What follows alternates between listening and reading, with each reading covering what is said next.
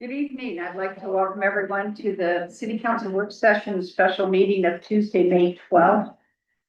Call the meeting to order, and before approval of the agenda, I would like to add an item in the special meeting section, an action item motion related to the city manager.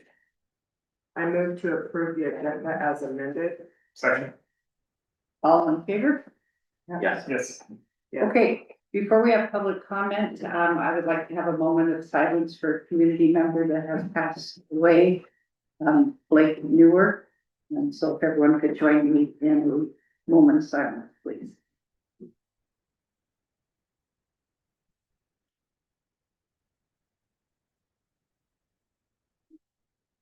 Okay, thank you.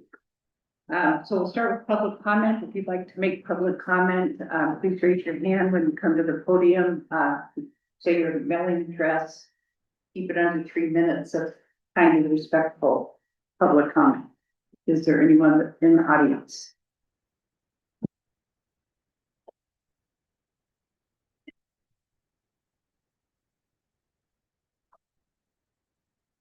Name's Bea Wilson, PO Box 19, Cannon Beach, 97110.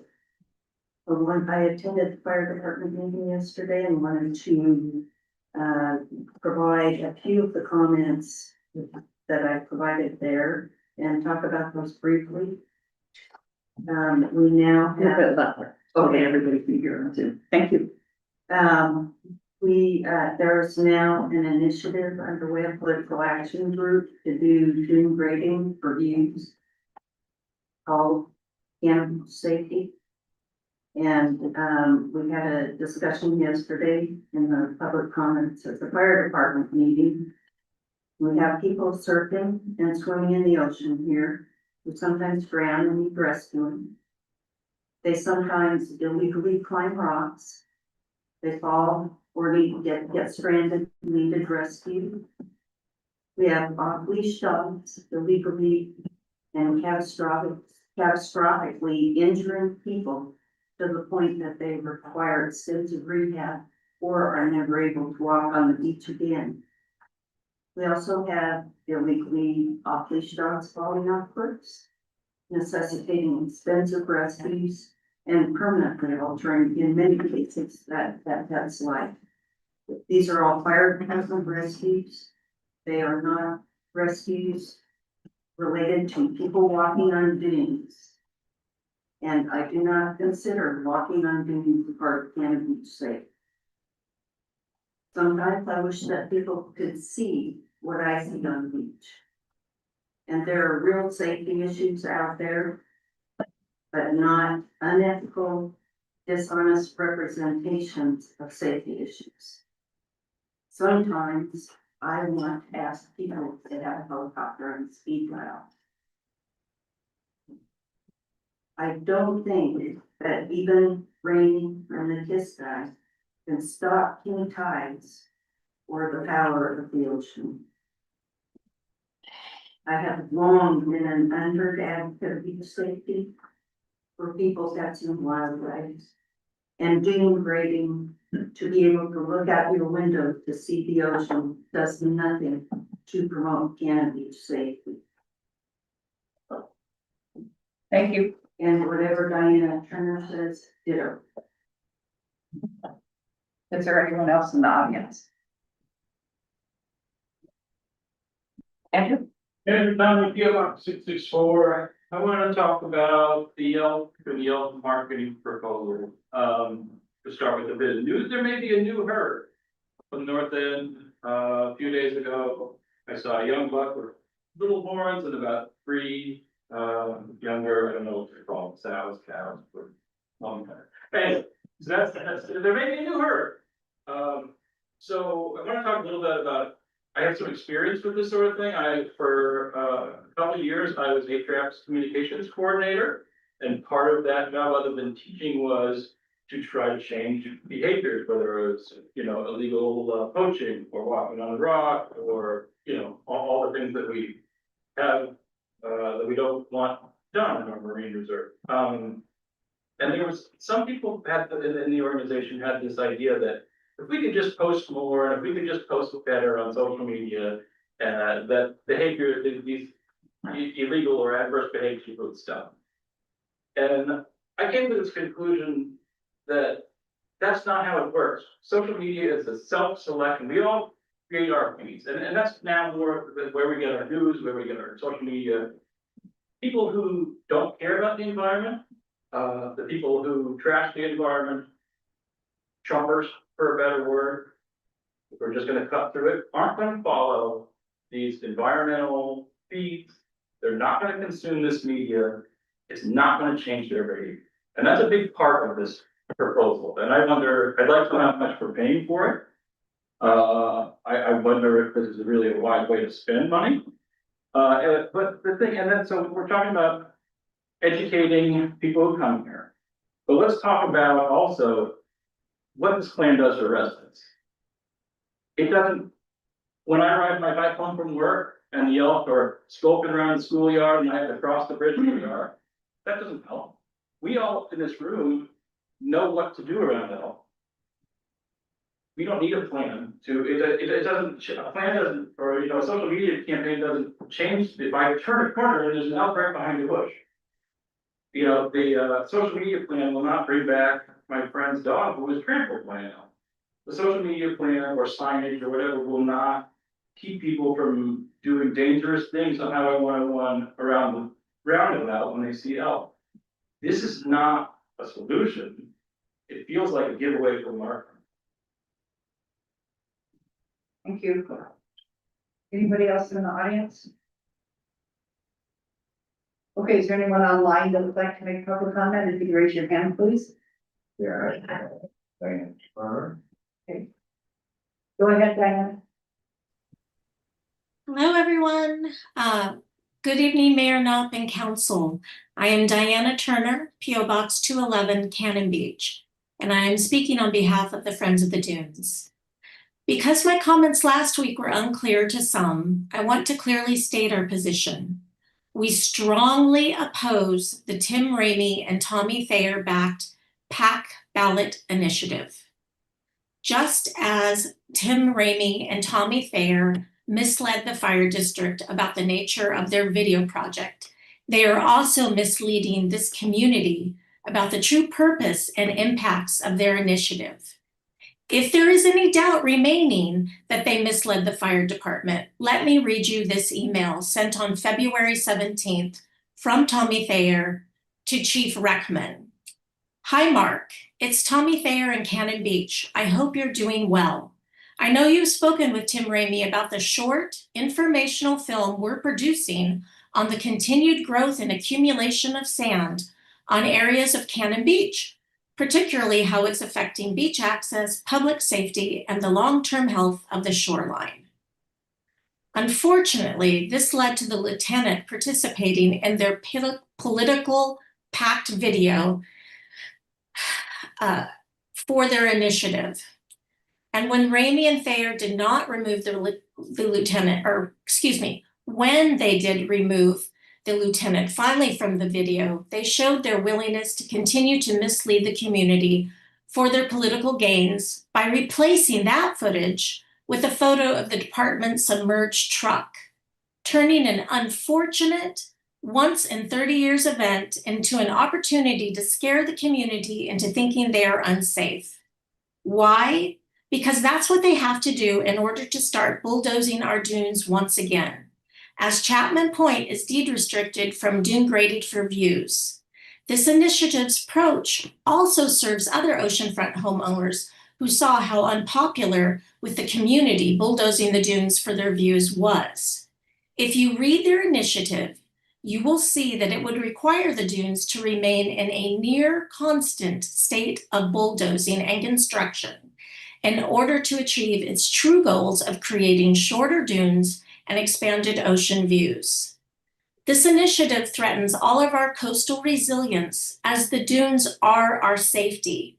They are our first line of defense against the ocean. They also provide wildlife habitat, carbon storage, beauty, and recreation for everyone.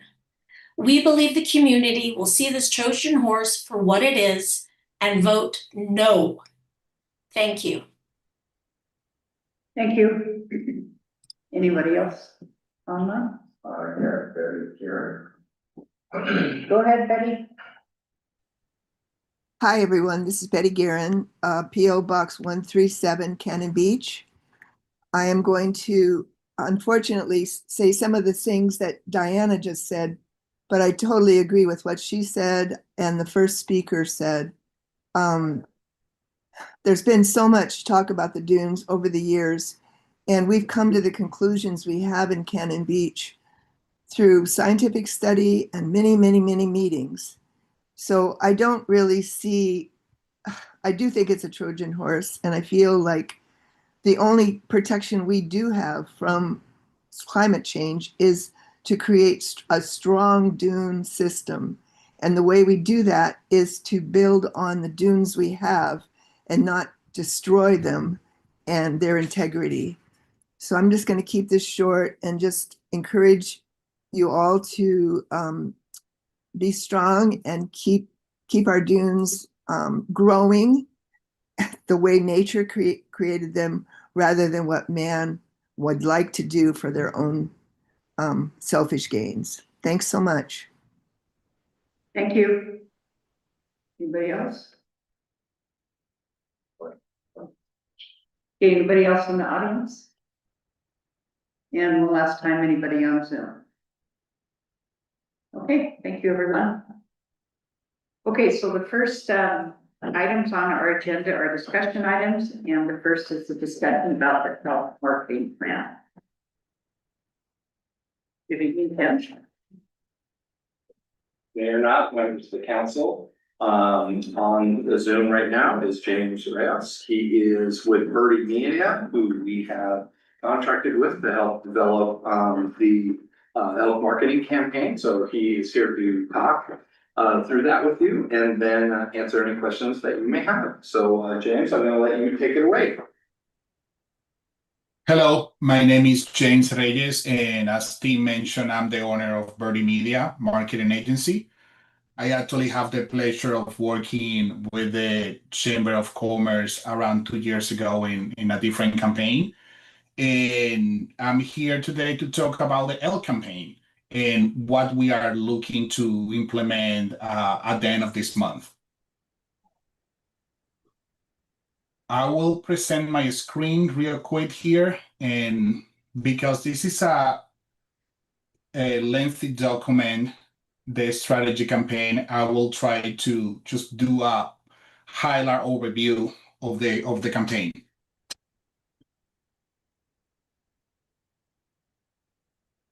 As when we were talking with the city, one of the issues that we all know are happening in Cannon Beach are the elks are extremely comfortable with the across the city and amongst the individuals that live there, and also the visitors that are visiting Cannon Beach have no idea of how to behave around them.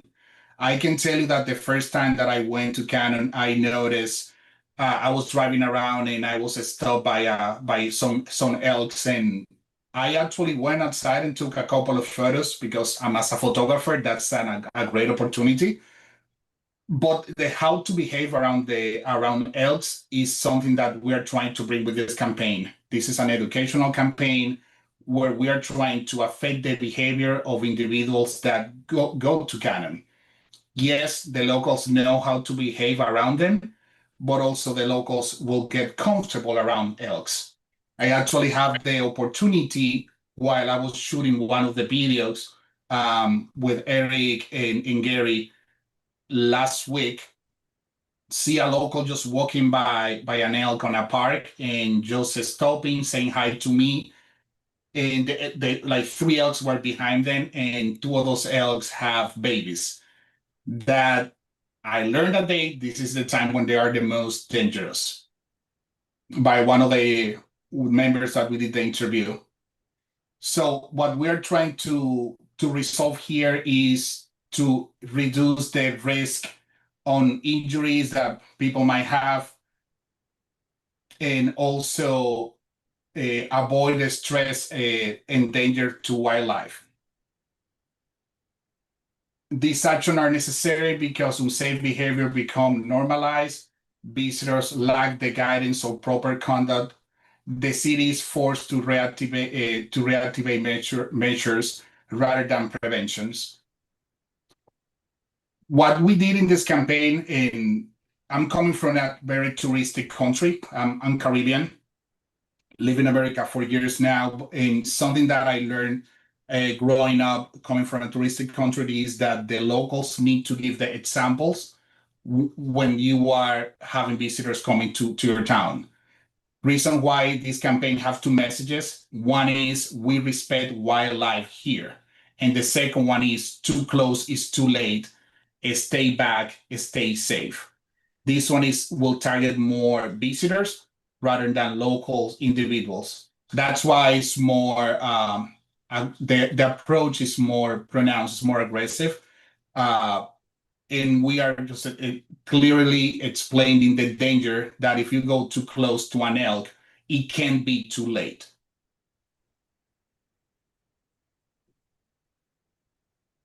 The campaign timeline, we are looking to launch by end of next week, hopefully before Memorial Day. And the idea is to have not just a digital campaign, but also a traditional and print media campaign, where we are going to reach the local community through posters and stickers and print material that will be sent directly to all the houses in Cannon by the city. And also with the help of the chamber and other city individuals, we're gonna be displaying the poster on every business. The idea of this is showing non-locals how all the city is embracing this this campaign education, so they know how to behave around elks. These are some of the photos of that we take during the production last week. We are shooting 4 interviews, and out of those 4 interviews, we're gonna produce 6 videos, and they are very self-explanatory, the first 2, because they are just giving instruction to viewers what they need to do when they are around elks, and what also not to do. We all know that Cannon is beautiful. Everybody wants to take photos, but the idea is that when they need to take a photo, they know how to do it. That's also something that we show on those videos. Okay, you need to take a photo. This is how you do it. You are having your dog with you and want to walk around town. This is also how you do it. These are some of the marketing material that will be printed and distributed. This is the poster. And as you can see, it shows clearly how much space you need to leave between an elk and you, and also other things that you should be considering around elks. Not feed them, not give them food, keep your dog on a leash, stay alert. And those are 2 examples of the stickers that will be distributed. We produce 4 stickers. And what is great about the stickers is it's evergreen marketing material that people stick it on a water bottle, and that can live there for years. So this message should still keep running, not just for this season, but for the next ones. This campaign will be run targeting visitors through social media. The platform will be Facebook, Instagram, YouTube, and potentially TikTok. What we're looking to do is, before a visitor comes to Cannon, they will see the ads.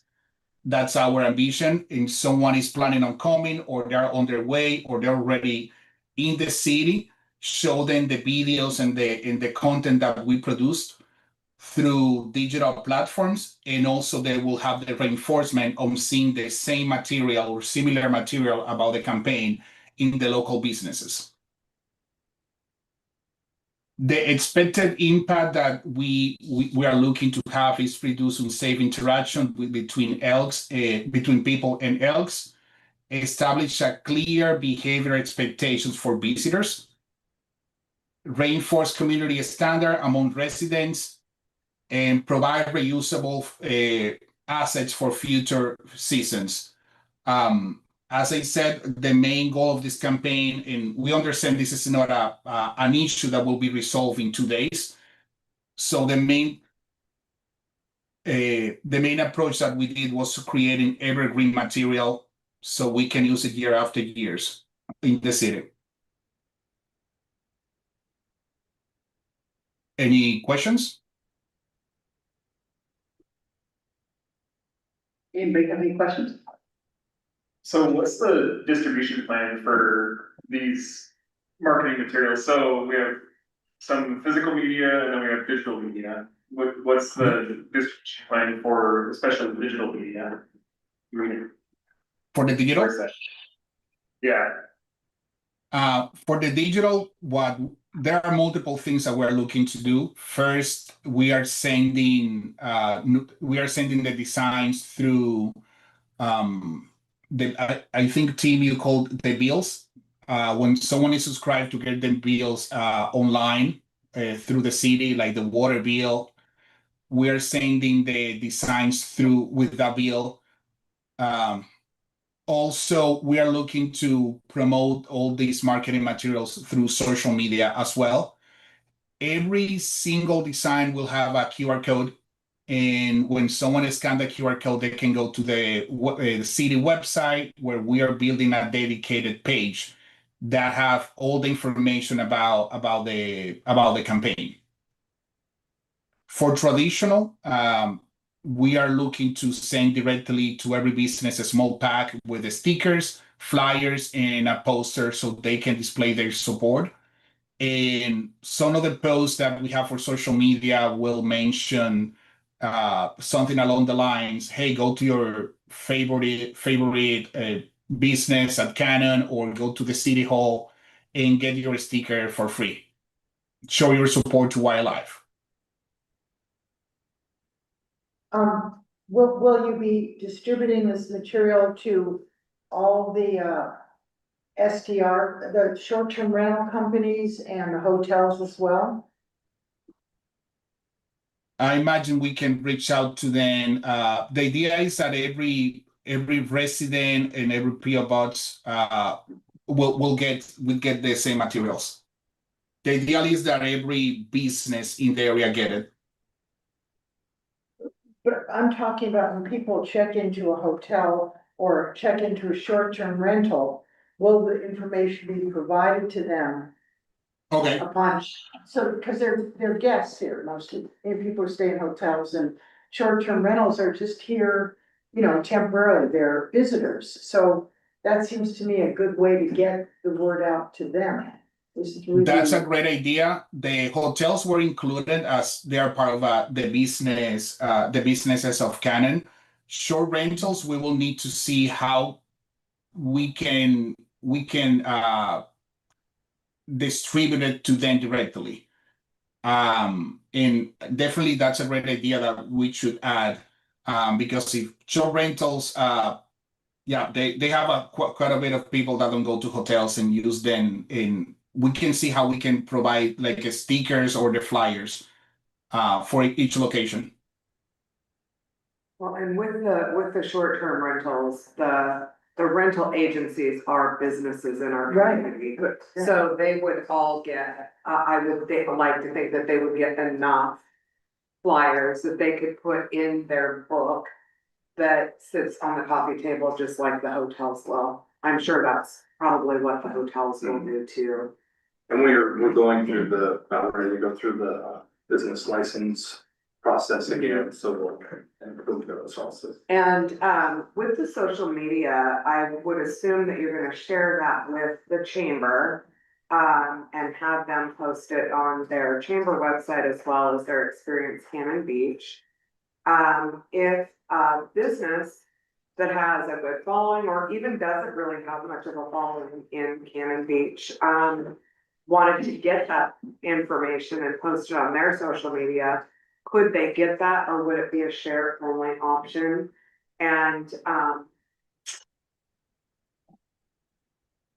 mean, we've got Protect Cannon Beach, we have I Heart Cannon Beach, we've got, there's a quite a few,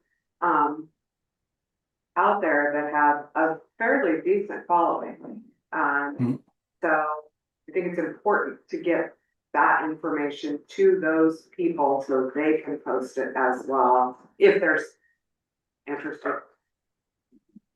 Yeah, ideally, when we post these social media, when we do these posts on social media, we will communicate with businesses and again, organizations that have a larger following, so they can also repost the same post.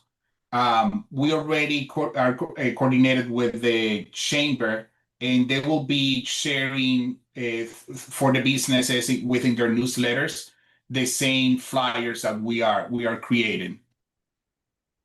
So there's already a conversation going on with the chamber where they will have stickers, because they receive a lot of visitors, especially during the weekend, that stop there to learn where to go.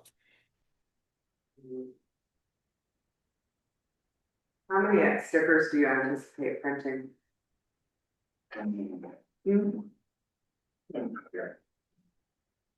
How much? Hopefully, we're gonna have crazy demand. I can give them out like crazy, like crazy.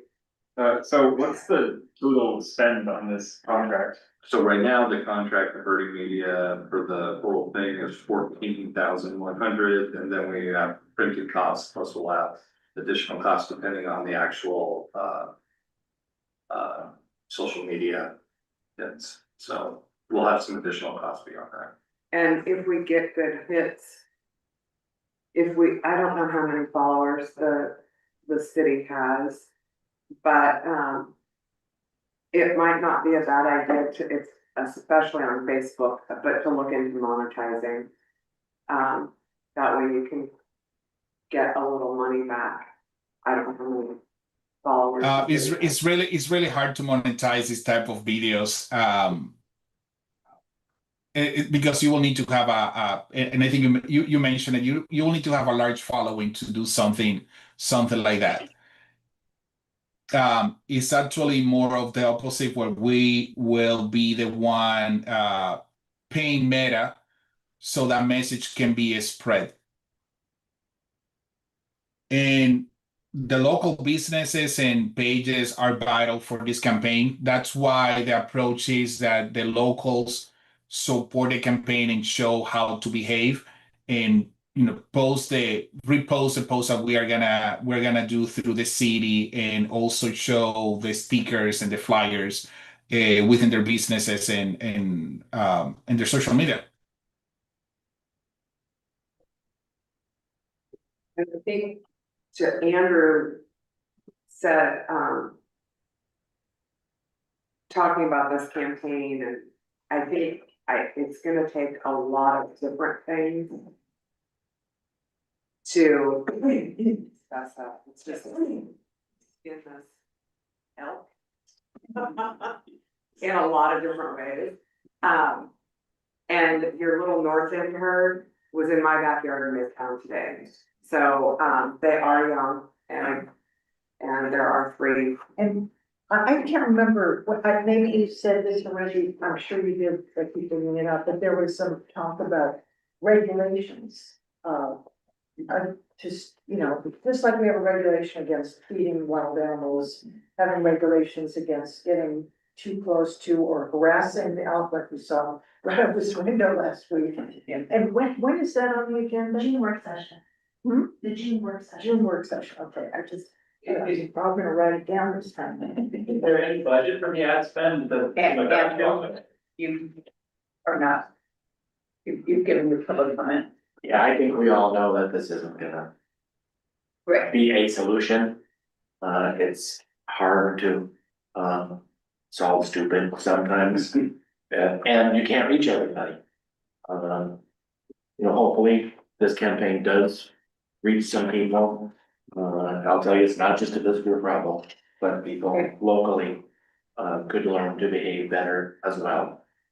I mean, I've seen some examples recently of someone who continued to have their dog approach elk who charged several times, and instead of going away, it almost felt like they were training the elk to be aggressive. And that's the kind of behavior that we're seeing. Yes, we were interrupted by our meeting here with a family inside the tennis court, and the elk was right outside the tennis court. And essentially the kids were taunting the elk who was charging it. Just to me, it's like, okay, we're now teaching elk to charge children. So there's a lot of education. This isn't gonna do it all, but it's something. And it is being financed by TLP funds. What's that? It is being financed by Correct. TLP. Correct. And what do you anticipate the ad spend being? That I don't know yet. You don't have any kind of budget, any kind of idea? I believe it was around $7,000, but that was but I don't know until we start seeing this and stuff. And the ad spend is what? It's pre-roll stuff or What's that? I'm the finance guy, not the marketing guy, so. Are you handling that? That's for the meta, et cetera, but, and then we're gonna get a bid on that, still have to get the printing costs. Maybe James has the question. Are we looking at paid social or are we looking at producing pre-roll? What's the paid portion of this? I believe that's the paid social. It's to pay social. Yeah, it's to pay social media. It's a paid advertisement and will be, there are two ways that money get charged to the account. One is per view, if someone watched the video a certain amount of time, and it's a higher cost when they click the ad and go to the website and read. Okay. We're And how initially long- targeting 3 months for the initial campaign. And we're looking to see in these 3 months what results we get.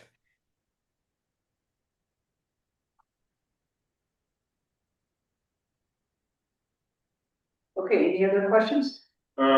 So printing cost of the stickers, you don't have a target total stickers for the first run of prints and the first run Not of flyer prints or anything Not like that? yet.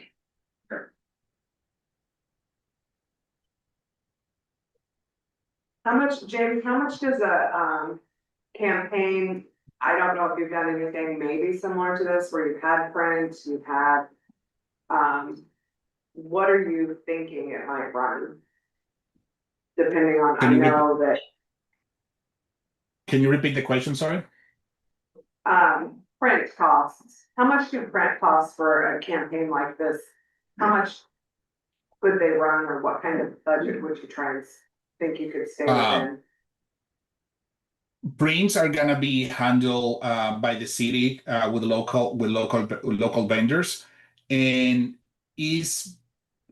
the poster are gonna be the poster and flyers are actually gonna be the cheapest thing to do. Unfortunately, I don't have a number, but it won't be more than like $2,000, just posters and flyers. The things are the stickers. Because if I see free stickers, we do this with we have done this with other campaigns, and visitors love stickers, and this is great because then they show the love for the campaign. But the stickers will be mostly the most important expensive portion of the printing material. I can tell you that for sure. Those run what, anywhere from probably 30 to 60 cents a piece, depending on how many you buy.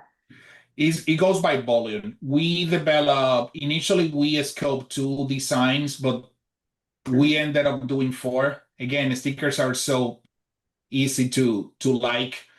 And we end up designing 4, and it will depend. Even if we send 10 per business, we are looking in a couple of thousands. And 10 is 10 not stick- even 10 is stickers, and 10 is not even much. for business, I mean, yeah, that's nothing. Basically not even sending them, It- if it's you're not sending them sending hotels 10. and intending to give it in people's hands. I mean, I need like 2,500. And they'll be gone. It also depends. Some businesses, like a lawyer office, an accountant, they don't need that many stickers and that many flyers. A hotel would definitely need need more. And the downtown businesses too. Mhm. So you're probably looking at a couple 100,000 stickers. If you wanna Yes. empty, but yeah, If you wanna have enough to make a difference. yeah, I mean, you gotta make an impact. But you wanna see everybody walking with that sticker on their water bottle. Or. The sticker design that you proposed, you said there's two other designs that are in the packet, but is this the roll stickers or is this the vinyl die cut that you guys typically do, or what? Are these the low volume stickers that are super cheap, or are these like the ones that are over my water bottle? Ideal would be die cuts, because the one on rolls that are not very efficient to distribute, and those one are a little bit more expensive. But they are easy to distribute. And just to show real quick here, this is what we're envisioning. This is just a mock-up. Just so people can have their stickers in different locations. And those are the other stickers that we actually created for the campaign. And the stickers that you're showing there are but they aren't all gonna be like huge. No, that was just a mock-up. That's actually gonna be most likely 3 by 3. Oh, It perfect. has to be, and that's the biggest one that I recommend go, because you wanna be big enough so you can read the message, but that it still can be placed on a water bottle. That is the most standard location for a sticker in a car. Well, I think this campaign is, doing some good things. If I had to critique anything, which I usually do with marketing campaigns, there would be two things that I don't think are stressed enough. We say keep dogs away, but really the message is, no, we say keep dogs leashed, which we really need to keep dogs farther away than recommended normal viewing. Keeping a dog leashed doesn't necessarily, solve the whole getting too close, and that's one of the major issues. And the other is people approaching the females with young calves too closely. So I don't really see that stuff addressed in the campaign, so I'm just throwing that out there for, as we move forward with this, some of the key things that people really need to be aware of. And I think they- another thing that I'm sorry, go ahead. Oh, no, you're good. There is an interview that we produced with a local expert for wildlife, and she spoke quite a bit about it. That when you see a baby elk or a young elk, you should be aware that they tend to be more aggressive. The mom. And we are producing a separate video just for that, because we noticed that was something that she is stressed a lot about so we can put that message out.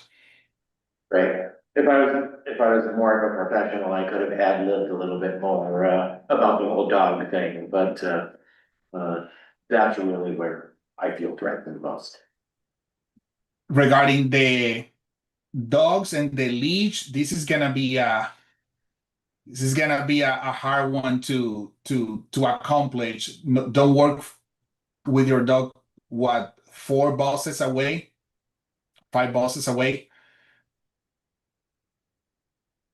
from an elk? Yeah, no, I don't have an answer for you. I'm just telling you what the real problems are. And I was just gonna say that I think, no, people don't like to chastise other people in public, it's just, but I think it's everyone's responsibility who understands the elk situation. If you see somebody approaching too close or feeding an elk out of their car, to intervene, to say something to them. I know Gary tried to say something to the woman out there and she rolled her eyes at you, which is. Fortunately, the police chief was. Right, in the room, police too, chief so wanted to be there. that That's little all more right. makes- But But then even the police chief went out there and then he had to come back in and go downstairs and go down there and Yeah. actually physically talk to them because they weren't. And who are you to tell me what to do with? Right, it? so you're always gonna run into those people, just like people climbing on the rock or harvesting mussels off the rock. I mean, this happens, there's always the jerks around who don't, And if I listen, wasn't, but- if I wasn't in a council meeting, I probably could have done a better job at saying, hey, Well, it's I not a know, good they idea. didn't wanna listen. They didn't, it wasn't your fault, you tried, but I think everyone has to try. At least try to intervene when you see behavior that's, jeopardizes the safety of all of us. And our dog community actually does a good Yes. job of warning you when you're going in a direction. It's like, hey, but just, Well, maybe You know, your dog, there's no my point. dog wasn't even noticing, so, it may as well be cars. This is why we created multiple posts in marketing material mentioning we respect wildlife here. Just to let visitors know how they should behave around. And there are posts and content that is related to that will be put out as well. But completely agree, if you see someone getting into a unsafe behavior around elks, better to approach it right there and let them and let them know that it's dangerous. It can be too late if the animal decide to charge.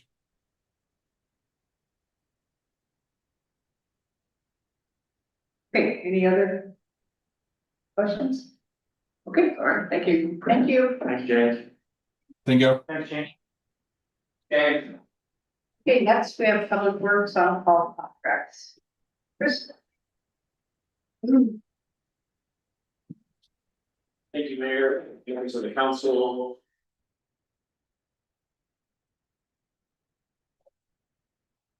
A little background, several public works on-call contracts were executed late last year. After reviewing the contracts, Public Works has identified several proposed changes summarized below to discuss with council prior to returning with the individual contract amendments for formal adoption. A summary of the proposed changes include the following. The first item is to revise incorrect effective dates identified in attachment A.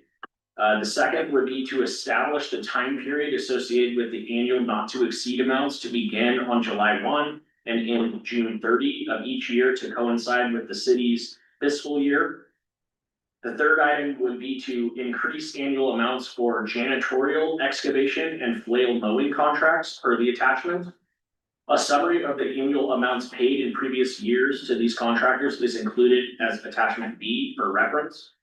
And the fourth item would be to include labor, equipment, and unit rates as a revised exhibit in the contract.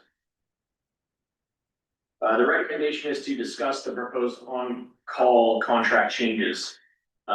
If we go to attachment E, you can see the list of the on-call contracts that have been established. The type, the name of the contractor that was successfully awarded or contractors. The next column is the annual not to exceed amount. The contract terms are stated there. These contracts are meant to go for 5 years and then can be renewed for 5 and then renewed another 5 for a total of 15 years. You can see the fully executed date, the effective date, and the needs extension by date. So the items in red are the ones that we've identified that the effective date of the contract was incorrect. Some of them, as you can see, have already expired technically. So that's hopefully an easy fix there. Again, for all of the contracts, we're asking that the annual not to exceed time period begin July 1 to June 30 to coincide with our fiscal year, which will really help with budgeting for these contracts every year. And then there are a few, like I mentioned, Thornton, Bob McEwen, Thornton for flail mowing and A affordable, that we've gone through the annual not to exceed amounts are simply insufficient, based on what we have done for prior years. So we're asking for those to be increased. Any questions? Can you tell us, I mean, I'm just, the increases, some of them were really large. Correct. Some even double, so why, or triple, so why is it? Could you go through each one of them, Bob McEwen, Johnson, and, the mowing and A affordable, tell us why they're that much more expensive? Sure. So janitorial, we can start there. As you can see in the prior years, we've spent 146, 156, 191, 235. So it just keeps going up, and yet the not to exceed amount was established at 185, which wouldn't have worked in, 2 years ago. Right. And so, yes, the amount that we're asking it to be increased is a lot, and that's to just raise that ceiling up. So we're not we're not revisiting this item every year.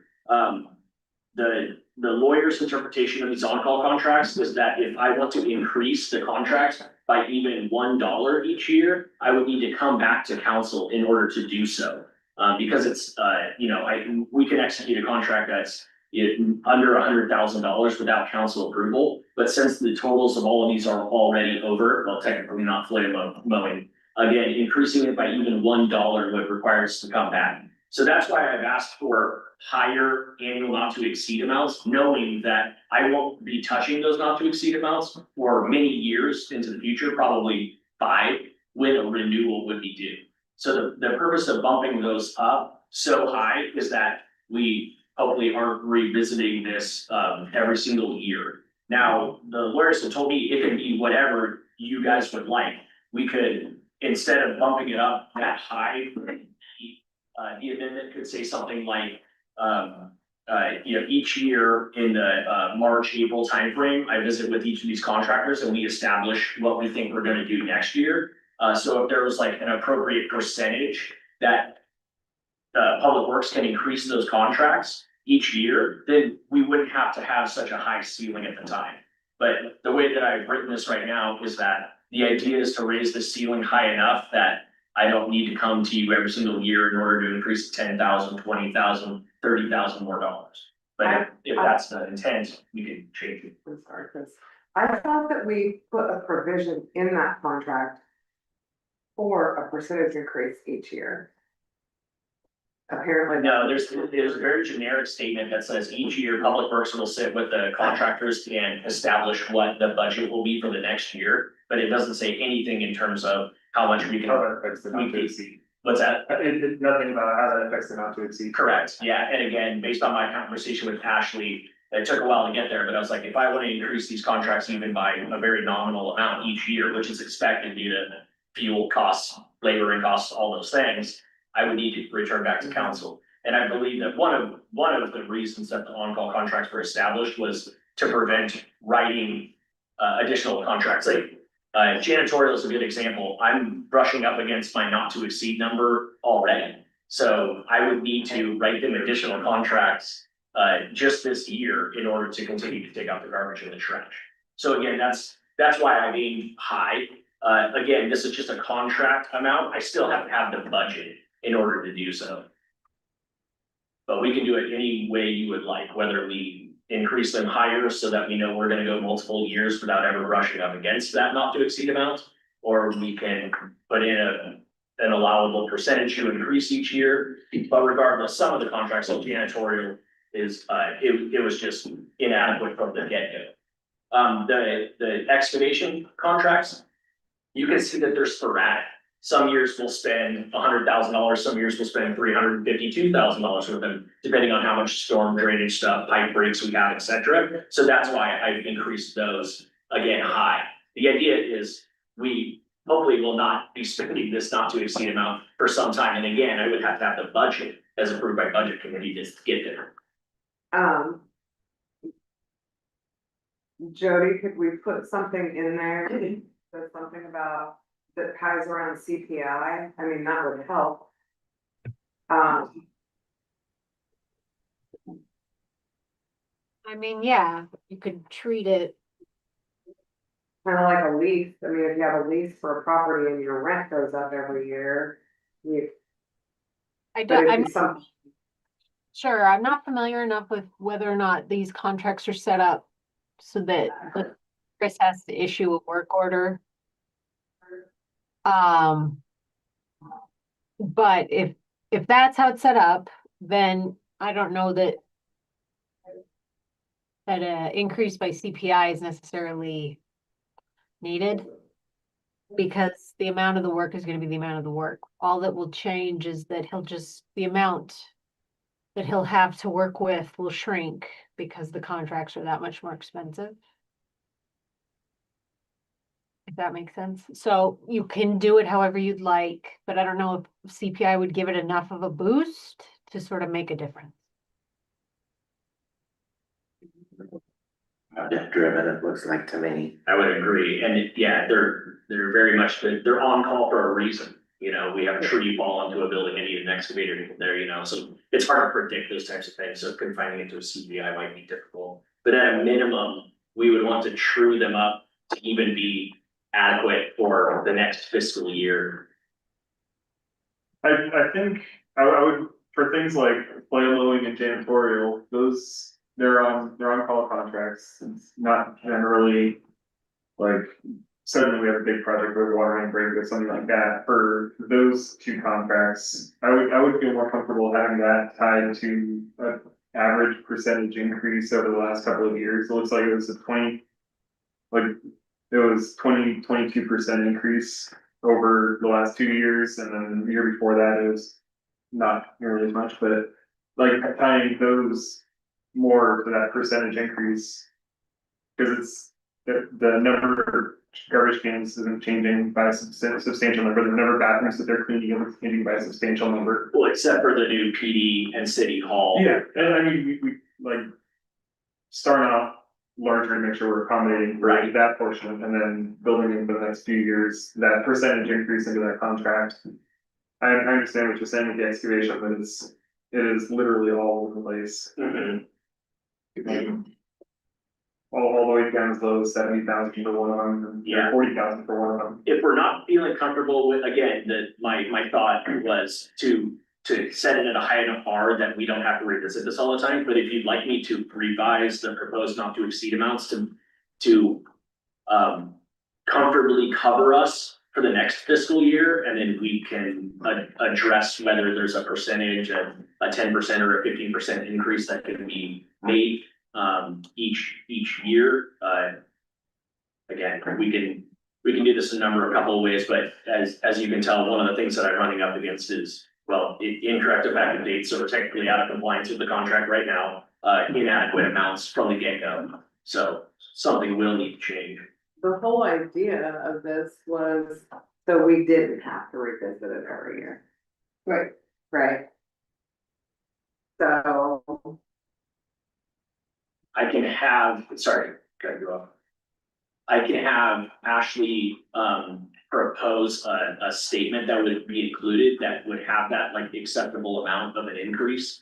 That would not require council approval each year. I can have her come up with some language there. But it would be good to have some form of a consensus or understanding, because the idea would be to take this information and draft those formal amendments for each of these 9 or 10 contracts, have them executed, and at our next June meeting, be able to get a resolution to approve all of them. So this will all start July 1, 2026. Yes. I'm good with that. I mean, it makes the most sense. So we aren't sitting here having the same conversation next year. And you can carry on with, you can do your job. So if I had it my way, I would go with the higher proposed amounts. Because again, I have to have the budget in order to even do it. So it's not like I can just go spend next year 325 on janitorial, nor do I think I will at all. I know I But yeah, in the coming years, we will get closer to that threshold and then we can revisit it. Do you know what we're at for this year's spend so far on janitorials? I don't have that number for you, but like I said, I know we're not gonna make it through summer. Well, we did last year, right? Yeah, Yeah, we're getting, or the year before. we're getting really close.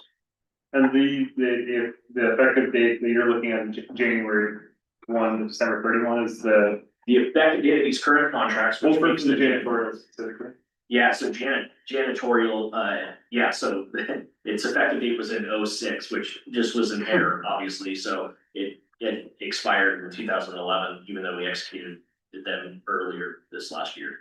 Cause those were done in November or something. Yeah, November, And so December, they had weird. they were just, they just had incorrect effective dates, and, sorry, where I was getting with that is the current annual not to exceed amount based on the contracts is from date of execution for the following calendar year. So it makes it very difficult Alright. for me, because not only do I need, so for janitorial, that $185,000 that I can spend takes us out technically till November or December of 2026, which is right at the next fiscal year. So that's another big one that we need to have correct. So that's interesting. These are basically major housekeeping. Correct, I know the major housekeeping overhaul of the on-call contracts.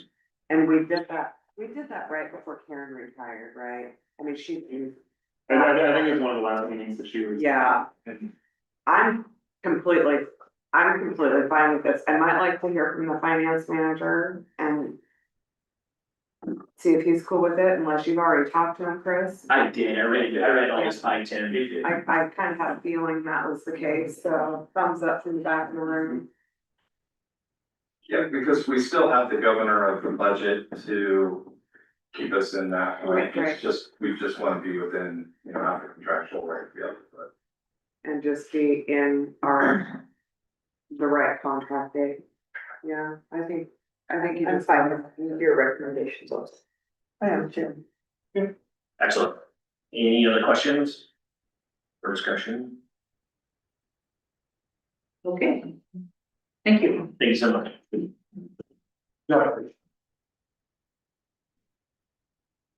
Thanks, I appreciate that.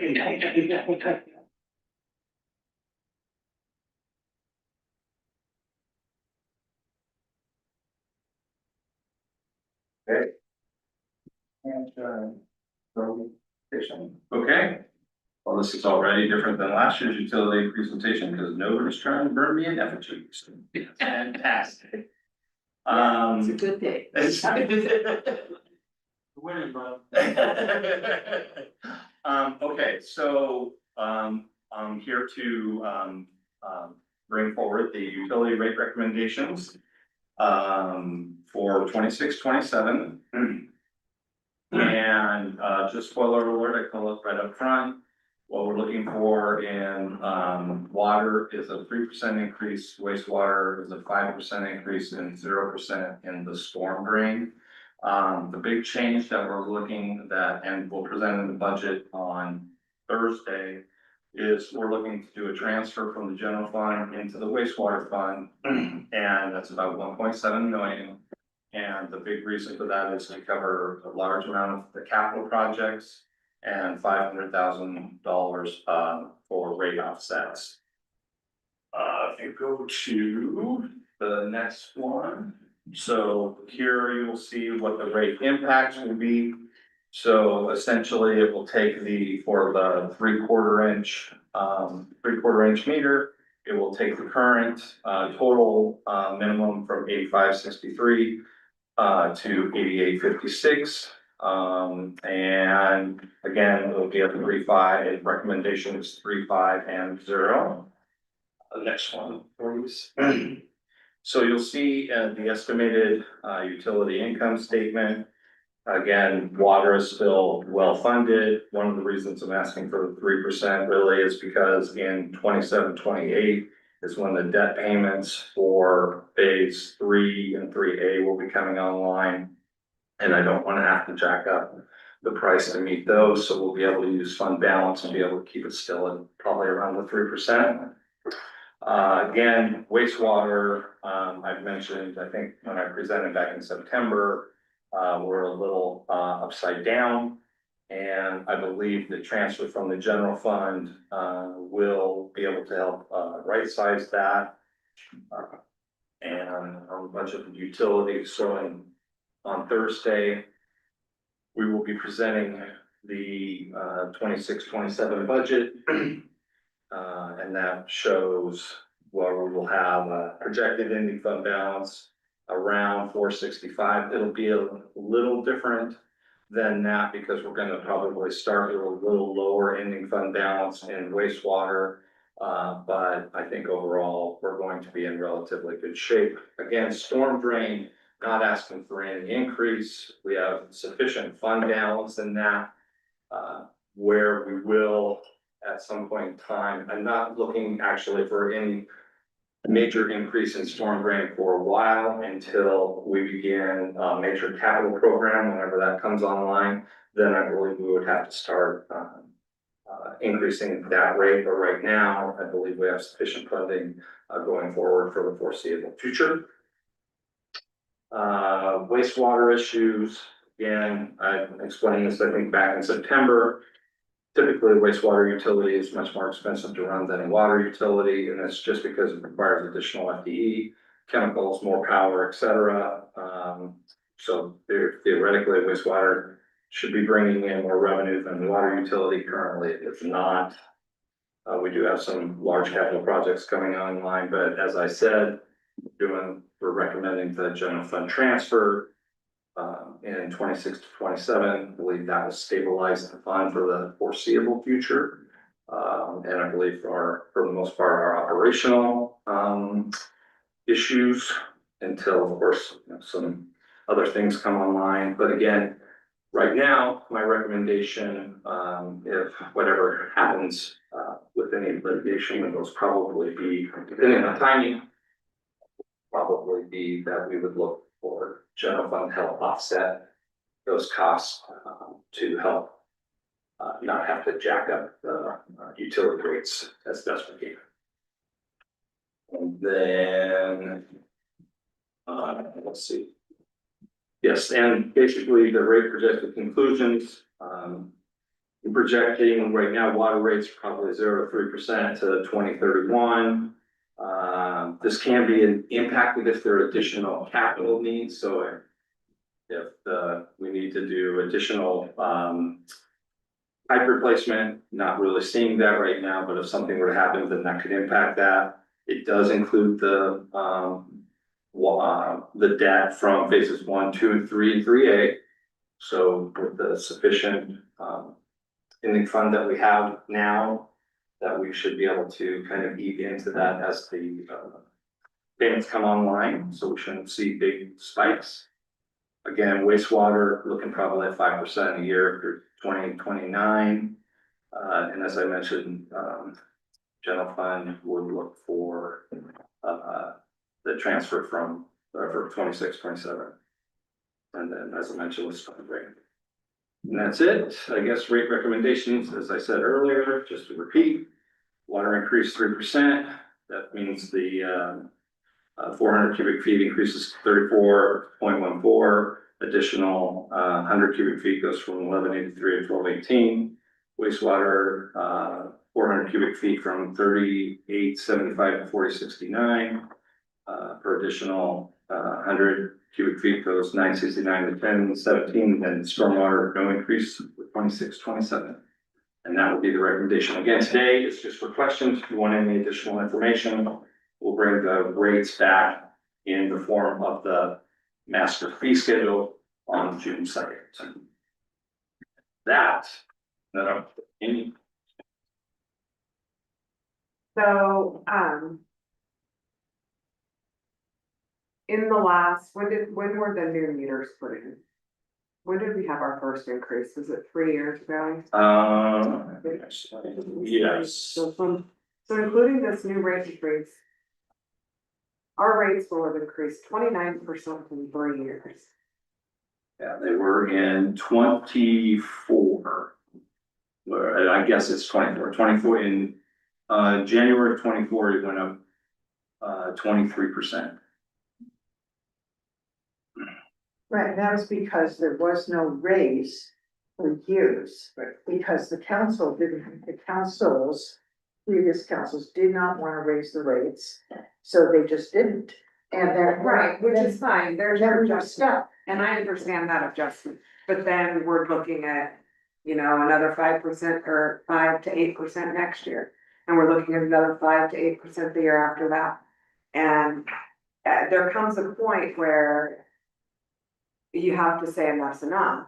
When do you stop? When do you stop raising rates? You know, is there a program for, the members of our community that are on SSI, they're living in a legacy home, because there are people here that don't have gobs of money. Is there a program that they can tap into to help them offset the cost of their utility bills? If there isn't, I think there should. Because the rate, I mean, that $20 or $30 or $40 a month can go a long way in a lot of other places, and especially with gas at $6 a gallon. So I don't know, I just. You can just take that as commentary. Part of the issue that we run into here is that my costs are continued between just materials and services, capital, and personnel is gonna go up. But my growth here is basically flat. So I don't have really anything to help offset those cost increases outside of just rates are going up.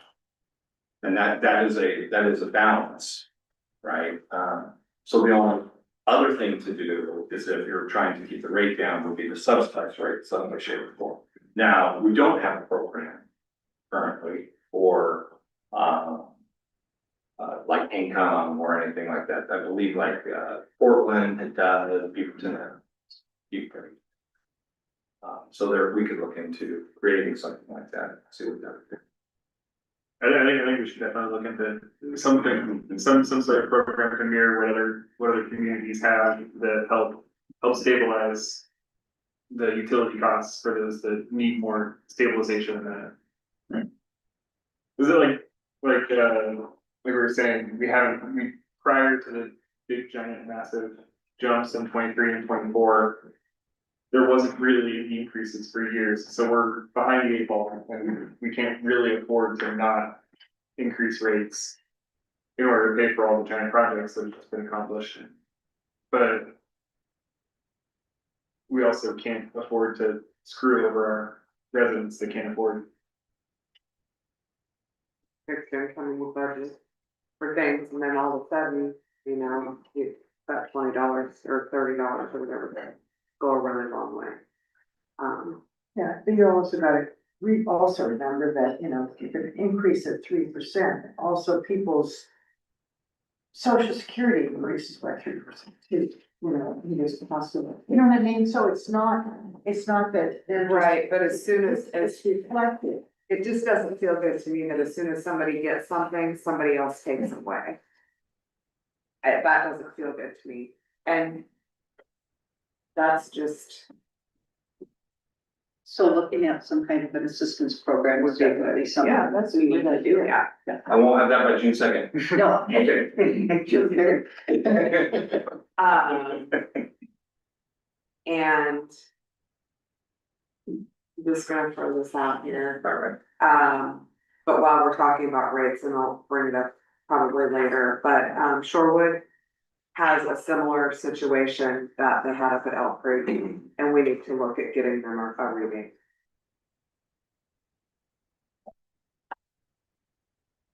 And adjusting their rates like we did. Going forward then too. Hmm, And going forward, Yeah. you're adjusting how that, yeah. I don't know how it's changed billing it, but it's. Shorewood has the same pipe size issue that they had up at Elk Creek. It's They're probably- it's a little different, my understanding is, but they're at 1 inch or something like that per, so it's, each one is bigger. I'm not 100%. It's like each building receives a single feed and it's split between each unit, and so that ends up the It's not. technically one unit uses. No, it's a Yeah, larger. it's not like the big 6 inch It's not feed. massive. Yeah, it's not. And it's not as much of an adjustment Yeah. as it was for Battle Creek, but you know, It shouldn't be. so you're looking at probably 30 grand. Yeah, we shouldn't be penalizing one unit. Our affordable That's the low housing. income housing, yeah. Okay. Anything else? Not topic?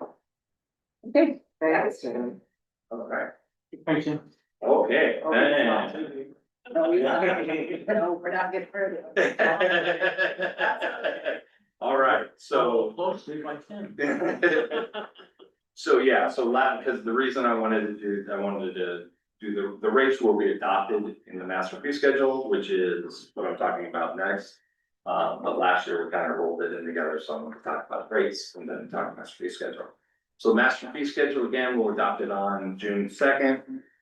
This is, there are no major changes in this except for two, and that is again, the utility rates, which we just discussed, and the second one is SDCs. So those are really the only two rate changes. SDCs are, essentially going up or recommended to go up, 2.6%. I had effectively it's 2.6, 2.59, 2.57, at each for sewer, water, stormwater, and parks, SDCs. And so that means an increase in sewer SDCs of 139, water SDCs increase of 58, stormwater SDC increase of 12, and parks SDC increase of 32 is the recommendation. And those are the only change, and then of course the water rate changes, water, wastewater, and storm rate changes. Everything else, the rates are the same. Are we not already charging enough What's that? in SDCs? Are we charging enough? Are we not already charging enough? Not sure how to answer that question.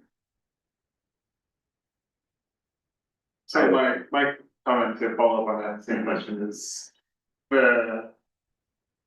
we used SDCs once. In this last, we had a proposal Chris brought 2 months ago to use SDCs to offset a project. So we've used SDCs 3 times total. And so sewer, water, and stormwater were all implemented in January of 22, parks in 23. We've used sewer SDCs twice, roughly 27,000 in 25 and 8,700 in 26. And then water SDCs once in 26 for $9,387. We have had no spend in stormwater, we've had no spend in parks. The current balances in sewer is 189,000. Current balance in water is 100,000, I'm just rounding. And current balance, stormwater 55,000, current balance in parks is 40,000. And when do we use those? The first two were, one was in, the 27,000 was in 2025. And then for sewer was 2025, and then also in 2026 for 87. And then in water, 9387 in 2026. So why would we raise rates if we have money? And we're really not, it's not really being used. In this case, that is a very fair question. I just don't think it's necessary to rate, I don't think it's necessary to add that 2.6%. So I understand in general, other communities have SDC fees, places, larger cities have these SDCs because they have growth, because they have building, they have typically a substantial amount of construction happening. New homes, new businesses, all that stuff going in.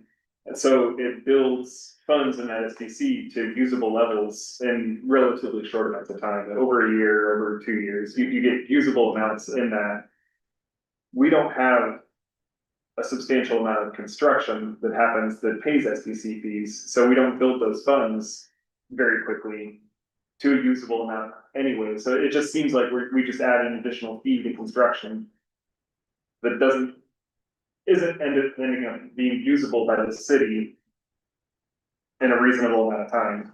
It takes many, many years for us to build up a usable amount in the SDC thing, but yet we're impacting people that are trying to build like ADUs and stuff like that in a negative way, but Well, that's the biggest but problem. like It has to be solved, so. the $10,000 in a fee for somebody to build something is substantially more impactful than $10,000 that the city receives. It doesn't do anything to accomplishing a project, really.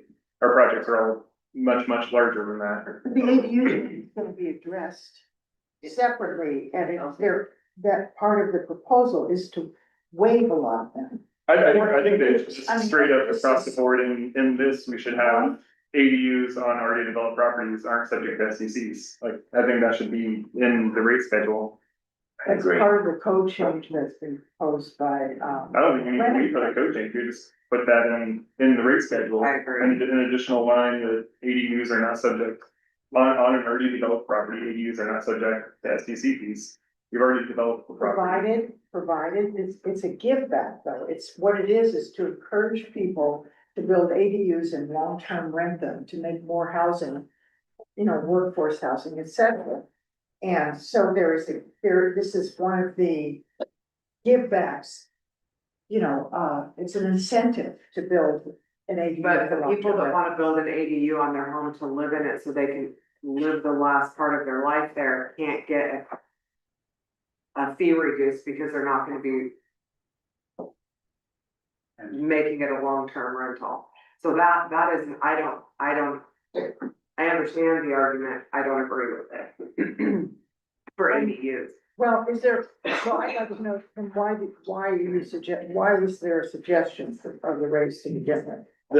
That is just essentially what the code says so we have the beginning of January, we can raise there's a formula that we raise it. And that is what has happened in the past. So I don't see a there wasn't a problem with that. financial justification for it.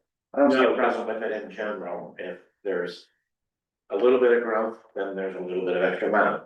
It's, and we're sitting here talking about how we don't wanna raise the rates. But let's, eliminate that, source.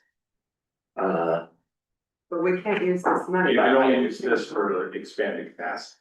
So we're not using the money, so why raise the rate if we're not even using the money? And when we are expanding capacity, we're expanding substantial capacity, and it has covered a couple of shortfalls. Right. Essentially negligible amounts of money out of the fund. So what if we tried a moratorium for 1 year and see if there's any, With no raise, no rates? no raise. And see what the impact is. And I think the ADU unit is a completely separate issue. It is. So Maybe not for the you're saying masses. not have SDCs for an entire year for anybody, even if they're building Where they a have multi-million-dollar house in the ocean front? Not doing the 2.6% 2.6% increase. with the rate, Just saying. just not having the increase for more on the increase for a year. More term. So we will, the master fee schedule will keep the 25, 26 as the. Yeah, that sounds. And I'm gonna back up a little bit because I do agree with Eric that it could be as simple as a line item here on the ADUs, but we're gonna discuss that in the conversation. And all the connection fees and stuff still makes sense, but SDCs per dwelling unit, so here, per dwelling unit equivalents. 5,400, 29, or 2297, 478 and 1260. All that together to pay for an ADU on a lot that's already developed.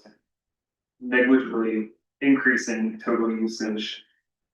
If it's a rental on the same exact property, the lot's already developed and you're charging somebody to build an ADU at 5, 6, 7, 8, 9, 10, almost $10,000. I just feel like that's For service that's already established. for service that's already going there to do that. I understand connection because those, no. Inspection, there's a whole bunch of stuff. That doesn't cover any of that stuff. That stuff's covered separately and also paid for separately. It covers. SDCs do not cover that. It doesn't cover connection fee. Connection fee is separate. 350, 400, and 470, or 453 for just connection. And then in addition to connection, you're also charging an additional $10,000. Just because, essentially just because in this case, because. For ADU, you're saying. Yeah, for any ADU. Yeah, for a $500,000 home. That was an example we were given. Square feet. You were given $500,000, $500,000 ADU. This is an example we were given. Yeah, Yeah, so. but that's not, what do they cost now? I'm sure. $250,000, $300,000 for 600 feet? For a 600 square foot ADU, that's about what you're This gonna is do. for example we were given was a $500,000. Yeah. Which is a lot more than 200. That's it. So Anything? Are we ready to go on, or do you guys want to stick with the ADU or not? I don't want. I voiced my argument. I'm not ready to find that yet. Or information to the housing. Yeah, but it's part of the housing. All right. Everybody else okay? Okay, and so I'll come back to you in a second. Okay, thank you. Thank you. I hate to give away. We're not using it. What's that? We're not using it, we're just collecting it in certain. Which is not bad. I think it is, it's very bad for us to collect money from taxpayers and not use it. Well, it will be used at some point. Okay, subsidized. Expanding. Well, Some things when you give money, now you don't charge someone. No, it's the same thing. yes. That's very disrespectful, I'd rather you not refer to us as children. I'm sorry. Sorry. So I'm gonna close the work session and open the special meeting. And first on the agenda is the public hearing. This is a hearing regarding the appeal by Michael Shelton of AA number 2601, an administrative appeal of the city's denial of development permit DP 2540 for the construction of an accessory structure at 2231 East Monroe Street, tax lot 02400, map 51029 BC in a residential density, medium density R2 zone. The appeal will be reviewed pursuant to Kentucky Municipal Code Section 17.18, request for review of decisions. I'm going to open the public hearing and ask, does anyone object to the jurisdiction of the city council to hear this appeal at this time? Does any councilor believe he or she has a personal bias to declare? Does any councilor believe he or she has a conflict of interest? Has any counselor had any ex parte contacts or made site visit? Site visit. Is there any additional correspondence? No. The appellant applicant has requested to continue the hearing and for an extension of the statutory 120-day deadline for 180 days. Staff recommends granting the request. Is there a motion to continue the hearing? I move to continue the hearing. Second. To, what was the date? Date certain, November 3. And you second, I second, okay, yeah, okay. Any further discussion? Okay, roll call please. Counselor Hammond, Yes. Counselor Hayes, Yes. Counselor, Yes. Counselor Ostrander, Yes. Mayor Knopf. Yes. So the hearing is continued to November 3rd, 2026. Thank you. Good job. Thank you, Commissioner. Nailed it, Jim. Was the best presentation online. Okay, next item is the part of the amended Motion, I make a motion to authorize the mayor in coordination with the city attorney to negotiate and sign a retirement agreement with the city manager. Second. is there any discussion? Okay, roll call please, Jenny. Counselor Hayes, Yes. Council President Kirk, Yes. Counselor Ostrander, Yes. Counselor Hammond, Yes. Mayor Now. Yes. Okay, next we're going to ordinance 2603. An ordinance amending Tempe Beach Municipal Code chapters 1008-010 definitions and 1012-010 bicycle, skateboards, and emerging mobility devices. Bruce? Yes, council has been working on amendments to municipal code chapters 10.08 and 0.010 definitions and 10.12 0.010 bicycles. Skateboards and emerging mobility devices. Council encourages pedestrians and bikes use in town, and e-bike rentals will offer visitors an alternative to driving, allowing visitors to leave their cars parked. The April 7th, 2026 meeting, council approved first reading of the ordinance 26-03. Vote was 4-1. Since vote was not unanimous, second reading at a future meeting is needed for adoption. At the April 14th meeting, council discussed the item and requested additional information from Fund Cycles, Cannon Beach, before proceeding with second reading. The recommended motion is I move to approve the second reading and adopt ordinance number 26-03. Well, Okay, discussion? yeah, I appreciated your responses. Those were great, cleared a lot up, and I think that the idea of adding in, I'm not exactly sure where, but maybe in 10.12.027B, adding something, language like all e-bikes for rent must be UL certified 2271 and 2849. Adding that language by the manufacturer, adding that language in, and then also adding in language that says all rental bikes must be class 1 or class 3, or another way of saying it may be pedal assist, or a class 2 with the throttle removed. Yeah, I guess the big idea is to have anything that doesn't have a throttle on. Right, so they're just having that language added in. Again, this isn't because I think that you were gonna do any of these things, but I'm talking about the future. Sure. A future bike rental person who comes into town, I'd like to see this language in here as a safeguard. And I appreciate your answering it so thoroughly. Can you, say the second change, the class 1, class 2, Okay. where that would go, or what the? Yeah, I'm not sure if what that would go language- under something, I mean, I'm not gonna come up with the perfect language at all. I'm just saying that something that says all rental bikes must be class 1 or class 3. Another way of saying it, I guess, is pedal assist. Yeah. And you talked about how class 2 can be, the throttle can be removed In some cases. in some cases, and then they're only pedal assist, so a way to roll all that into one sentence would be great. Sure, yeah, or, Or I two guess, sentences. I guess you could have the 3 classes. Come on over. Sorry. I guess you could have 3 classes named, and then class 2 without a throttle, Yeah, and then just kind of, I guess. Umbrella comment, something like in e-bike without the throttle.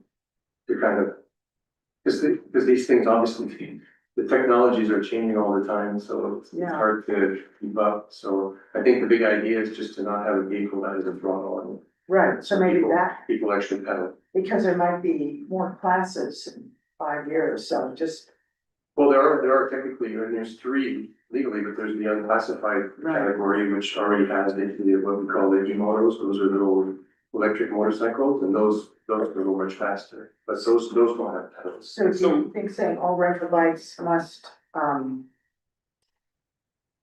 can't have, or how do you say it? Well, so, Make it- so then you would add in the e-bike definition, I think we might maybe proposing, adding number 3 to, is it, so you have number 2 is equipped with a rotor, capable of propelling greater than 20 miles an hour, maybe either continuing that sentence or a sub within that sentence, so long as this motor is not actuated by a dedicated throttle. Or meets the definition of an e-bike without a phone. Do you think it'd be better there, or do you think it'd be better in where it says the prohibition does not apply to rental of an e-bike? Provided, however, that all businesses engaged in the renting of e-bikes shall, 1, be licensed, 2, limit the number of e-bikes, 3, only rent bikes that are UL certified by the manufacturer, the 2271 and 2849, and 4, be pedal assist, or however you want to say it, or not just be operated solely by a throttle. How you, Shall not have a dedicated throttle for dedicated the throttle, operating motor. and put it under 1012.027, be the prohibition. I mean, I think it could go either place. I don't know, we should be clearer, I guess. I mean, so if we went with the class, then we would have to add an entire definition of the classes in there. Right, that's why I think the throttle thing makes more sense, because things are changing so fast. Yeah, so I guess the concern with the classes, that's why I thought on the kind of more of an umbrella thing, is the classes, they're subject to change with time. Right. Yeah, And they have changed not that long ago, so. They So were just- so we reference a specific functionality. Yeah, throttle. Yeah, they were redefined, so I think it's that throttle functionality, so the definition of an e-bike, without a throttle device. So you think it'd be better in the definitions rather than in the prohibition? Where, I'm not sure about it. It shouldn't have. yeah, I guess that'd be up to Jody to report. In one of the earlier revisions, we did have classes and that was removed because of exactly that, because that was changing so much. So I think in the definition, and Jody might, maybe she'll agree with that, but I think in the definition is the place to put that, and I think that we can go too far on having too many restrictions, because it is an ever-changing, evolving, thing that's going on with the e-bikes. But having it be certified by the manufacturer. Well, I think they're all UL certified, aren't they? I mean, No, Well, a lot of them are, but like I can go on Amazon now and buy a Chinese-made e-bike, and it's not gonna be classified, and it's not gonna be well. So I don't have an opposition to adding a number 3 in the prohibition. it's definitely. Yeah. I'm fine with that, so it's just in for there. the certification. Yeah, but this is the UL cert, And then put the throttle things somewhere else, put that in the definition. maybe an e-bike definition. Okay, that makes sense. Did our attorney get that? Has both fully operated boats and an electric motor that is not operated by a dedicated throttle, just add that. Yeah, I like that. Jody, do you have any comments? I am going to have to rely on the recording of this because there's a lot going on there. I was trying to find out if for some reason, was thinking that the legislature adopted a definition for e-bikes either this last session or the session before. One before they did. So it might be that we just lean on that instead. So we initially had leaned on that, I believe, and that's where our classes came from, is because the state defined it by legislation, as 1, 2, and 3. And because they had just changed it, the concern was that they may be changing it again, so we wanted a more, functional definition as opposed to essentially a copy and paste reference to the state. I think is why the state definition got removed, and then what's currently in here got added. Okay. So we can, you can make the definition whatever you'd like, we can make it work. And then under 1012.027B, we added 3. To say that all bikes, I mean, in better language, I'm gonna say it, but all bikes, all rental e-bikes must be UL certified by the manufacturer and reference the 2 certification numbers for electric and fire and, you know, UL 2271 and UL 2849, and I think that, Ian, in his, response to our last meeting, laid it all out pretty well in here. In his attachment B to this.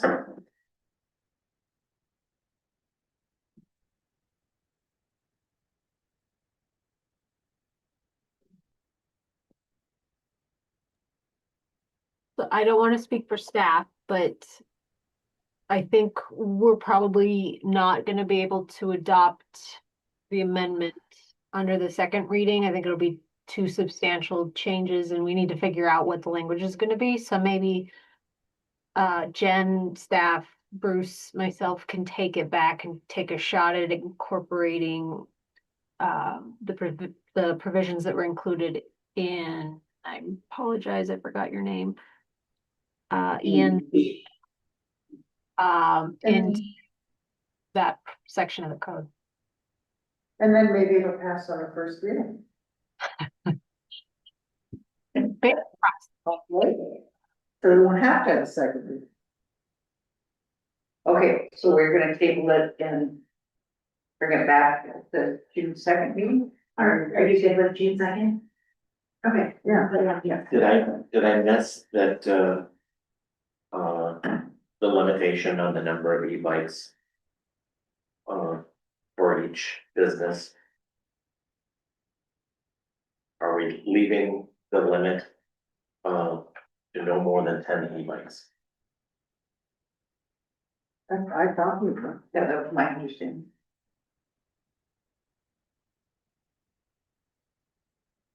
Are you okay with that?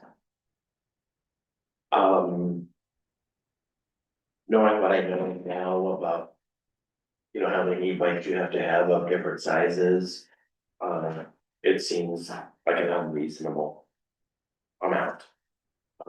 It seems like you've addressed that, but not super clearly, as far as I'm concerned.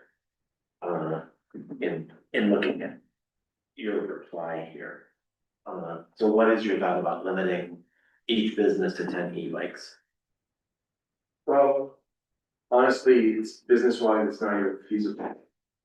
From a business standpoint, it's not feasible. So here's the thing, I made the analogy in the email from bikes to e-bikes and cars to gas cars to electric cars. And this is exactly what it is. E-bikes are just another generation of bicycles, just like electric cars are a new generation of cars. There's no difference. And so if you see the amount of electric cars on the road, the reality is the same with e-bikes.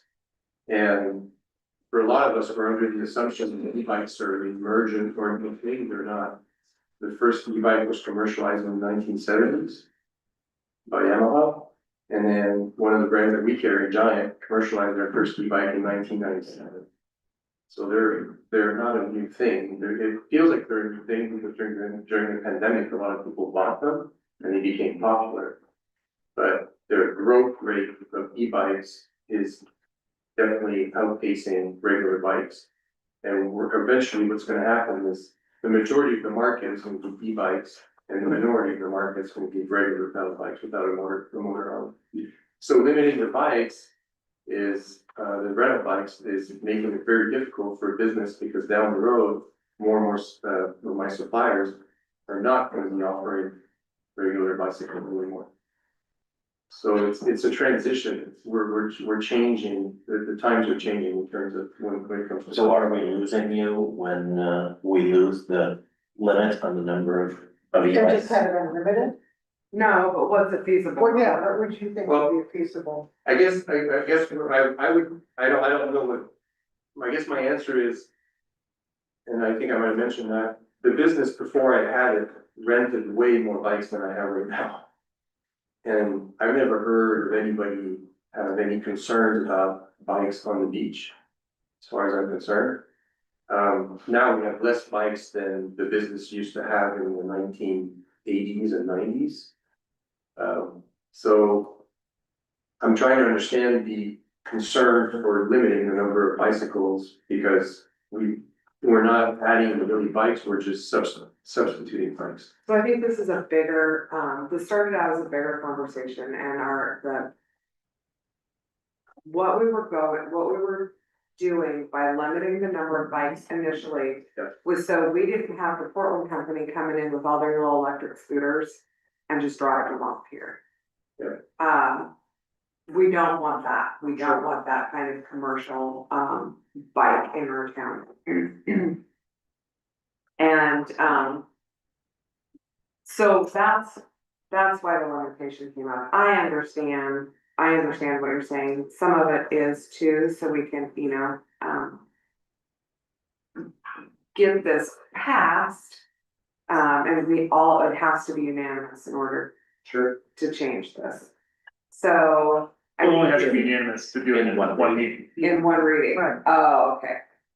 So, I think your answer to me. you're good, Gary, go. Is we should not limit the number of e-bikes, because bikes are bikes. Well, yeah, bicycles are bicycles, whether they have a motor or not, they're just a bicycle. So it would be like limiting the number of electric cars in Cannon Beach. I don't think it'd be enforceable, and obviously it doesn't make sense from a market standpoint. And it's not limiting the number in the city though, we'd be limiting the number that can be rented within the city, that's two different things. There's no way we can limit how many come into the city, people bring their own. We can't limit any of that, but we can limit how many are rented within the city, that's a totally different thing. Well, I think then you're just you're cutting Ian off at the knees and the chances of us. Right? Yeah. Yeah. And the chances, I really truly believe that the chances of another bicycle shop coming into town are slim to none. Oh, I disagree totally. Well, you can disagree and that's okay, but historically, there has been a bicycle shop, maybe the hotel has some bikes. So historically in town, and they haven't, and there wasn't, I feel like there wasn't really a lot going on for quite some time There was nothing for a while. before you took over, right? Yeah, there was only the shop there, which was owned by a man who passed away last year. And he had it for 20 some years, but he lived in Seaside and he just operated when occasionally he didn't have a regular schedule. And then there was, before that, there was Mike that was there. Mike's bike shop over there until, I don't know when he started, but he was there until 2018, where he retired and closed his business. So there hasn't been anything since 2018 in the bike space, certainly not in maintenance and retail and all that. Yeah. So this seems to be your concern. So, can you just explain? Okay, I do not, first of all, What is it? historical analogy does not work for me, because The what? the historical analogy doesn't work for me, because as an indication of the future. Because we also had no pawn shops in town, and then all of a sudden we had 4 at one time, so I mean, things change, and I'm just So you're afraid too many bikes out there? e-bikes.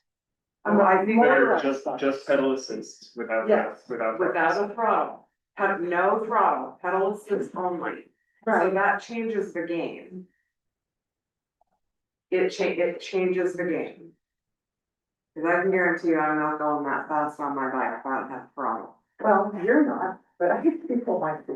Well, Well, you can't go faster, I go faster on a pedal bike than I can if my wife's got an e-bike. Yeah, 20 miles an hour is not a problem on a regular bike. Yeah, so it's not, that's why to me, e-bikes are just bikes, as long as they don't have that throttle, which I honestly, I'm gonna be really honest, I'm in great agreement with the industry with that. And there's quite a discussion going on between the bike, the stores and the manufacturers, because a lot of bike stores believe that e-bikes should not have throttles. So, we're not alone having a conversation, it's going on and I really agree with that. I don't, to me, a bicycle with a throttle is no longer a bicycle, it's something else. More like, it's more like a, how do you call those, not those scooters, but those little. Vespa. Yeah, that's, yeah. it's closer to that from my point of view. Yeah. And the art shed, but, in terms, so I'm kind of happy to have that conversation, because I understand on the reason for the limiting the number of bikes. And so I get that, and personally, I am concerned as a business owner, because it's already happening. These businesses are already coming in Cannon Beach and renting bikes outside of Cannon Beach. So in theory, the rules were limiting me and enabling these companies to do what they want. So I have that concern as well. I don't really know how to limit it. And I mean, there's, I can name a number of criteria that you can explore if you want. We named some of them last session, during the last meeting, where we talked about, having either businesses that are certified, either businesses that have a business license in Cannon Beach, that are established in Cannon Beach. It's, making it just a little harder for businesses to not just land with some kind of cargo van with a long trailer in the back and have 20 bikes hanging on that They're trailer. gonna show up this weekend at that time. Yeah, well, yeah, there you go. So I guess that's so I understand the thinking, and so I don't have all the answers, but the way I look at it and the way I look at rentals in general, I look at it from perspective of creating a good experience, and that includes safety. And e-bikes, yeah, they're like bikes, but they still have that electrical component, so. Right, they can catch. From my point of view, if somebody's just gonna start renting e-bikes out of their garage, and they don't, they might have been toying around with bikes all their lives, but they're not a certified technician, and they don't have insurance, then I personally see it as more of an issue. Then the number, then the. Yeah, than the number. Okay, Because so then the you're throttle, putting people at risk. the throttle language and the UL language, you think those two things added into this would, and take out the limitation, you think that would work? Well, it would work for my purposes, but when it comes to your concern with the businesses coming in, then I don't know, I can't say.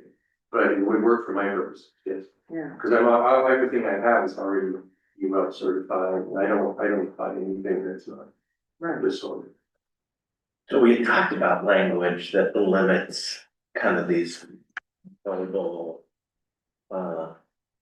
rental. Line scooter sort of. But we never really put anything in there. So So I mean, If that's the concern, I'm just trying to write my head up. it is a concern. well, so the language, Requiring brick and mortar. well, I initially mentioned brick and mortar, but there's two provisions in our city codes. We have outdoor merchandising is prohibited. If you're buying something on the street, and then that's not in this section, that's in a different section of our code. If you're buying something on the street, you can't just buy something from someone on the street, and that's essentially what Lime and these rideshare things with the scooters is. You're conducting that business on the street, so that's outdoor merchandising. And then the other provision is this prohibition in here, that the rental shall be provided with a business that's licensed in Cannon Beach. So they would have to jump through that hoop of Lime Scooter becoming a business in Cannon Beach, getting a business license in Cannon Beach. It's really. Well, it's super easy, but Checks on these everything. large organizations, are they likely for this national organization, this national company to get a license in Cannon Beach just to serve Cannon Beach? With 75,000. But then again, outdoor merchandising stops them from being able to rent on the street. I'd like to know if that's true, I mean, from Jody, if our outdoor merchandising prohibition would stop someone from coming into Cannon Beach with a trailer and renting bikes out there. Would if it would, then I'm happy with that. Well, I know that there were people that were, sorry, Jody, but I know that there were people that were coming to town. And they were bringing like their little candles and their little things, and they were setting up shop on the sidewalk. And code enforcement came and shut them down. So. That's fine. Yeah. I believe it should, but unfortunately, the way it's currently written, this is a housekeeping issue. Okay, it is currently written that in 1761-70, the CDMC outdoor merchandising, the all uses in the C1, C2, and R zone shall be conducted entirely. And I have said for years, we need to change that because that limits this ordinance to C1, C2, and R district. So if they set up anywhere there, we're in trouble, okay? But not to say that I wouldn't do housekeeping, but I want to do housekeeping 5 years old, okay? I just changed that to all ones. Yeah. So could we, So- Yeah, I don't know if there's a workaround But yeah. in this We hope to address that. in the next few months. could we add a sentence in there? Is there some way to add a sentence that says that we won't license ride shares? That, Or in that same prohibition and the rental of such e-bikes shall occur within the confines of. That you put the language that's in outdoor merchandising, that second half of that sentence, put that language in. So in the prohibition, so long as that rental. Could you say it? Or just say that all whatever, what are these called, Brick and mortar? well, or no, all of these businesses. Should be in the C1, C2, or whatever. and require brick and mortar. Yeah, then they And already. require brick and mortar. Yeah, I mean, either one, either requiring them within these 3 zones or adding the shall be conducted entirely within a completely enclosed building. Yeah. Yeah, I like that. That would, well, and then not limit space. Right, it limits space, and so it's still gonna limit how many, and then take out the limitation on the number, right? but make sure that it has to happen. Maybe joking. I'm just, this is so, because people are not finishing sentences, so did you, I can grab that too. could you? Okay, For good. okay. She's clapping. Yeah. Then I'm happy with the lack of a limitation, as long as it's happening. Okay, that solves it. Yeah, Eric, can you give preference though, you know, between the 2 versions there? Yeah. I think it's within the enclosed space, and then when we do housekeeping, we can fix that to sales zones at some point. And then we're gonna remove the limitation of 10 bikes. okay. Okay, It'd anything be nice else? to get this done next time. Yeah, we should. With one reading. Okay, anything else? Well, thank you, Rita. Thank you.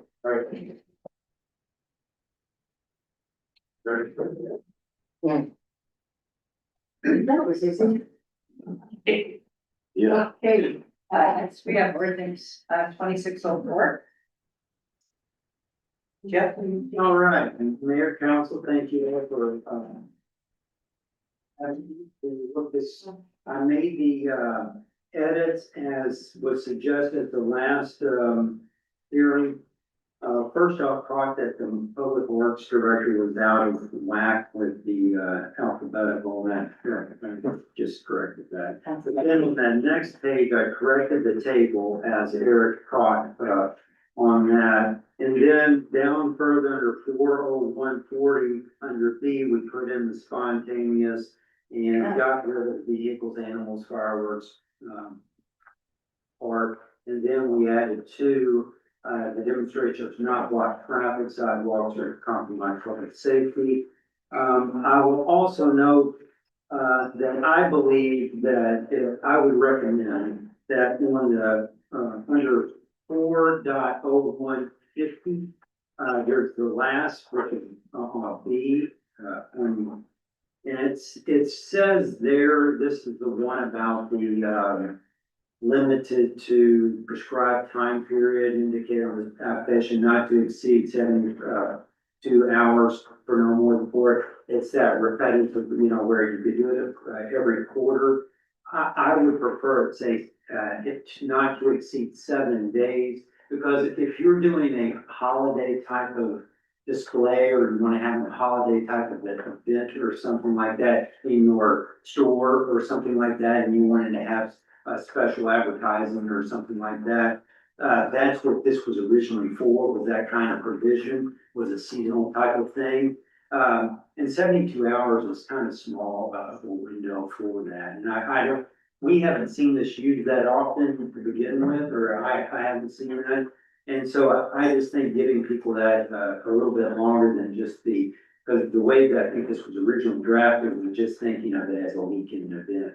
And this would still limit to only 4 times a year for a week each time. So what do you mean by Christmas events? You know, say somebody, so one of the reasons this was originally drafted was because Bruce's Candy Kitchen put up a little inflatable, advertisement. Well, no, they were like a frosty. And so we wrote this specifically for that kind of thing, but yet, really it doesn't, this functions better for that. And like I said, I can't recall this being used but other a couple times. Because I know we deck out our shop every year for the holidays. Yeah. Once a year, we deck it out. It's up for a month. Yeah. It goes up before Christmas. And Well, that's why, I said 7 days, we may just want to put it. there's sometimes that, it's the holidays and, we did the Grinch last year. We don't want to do it every year, but maybe we'll bring him out to give him the code enforcement. That's what I'm saying. We I don't think the downtown quarter during during Christmas holidays should be affected by some ordinance that says, well, you can't, that's a very bah humbug. Yeah. I guess I'm confused.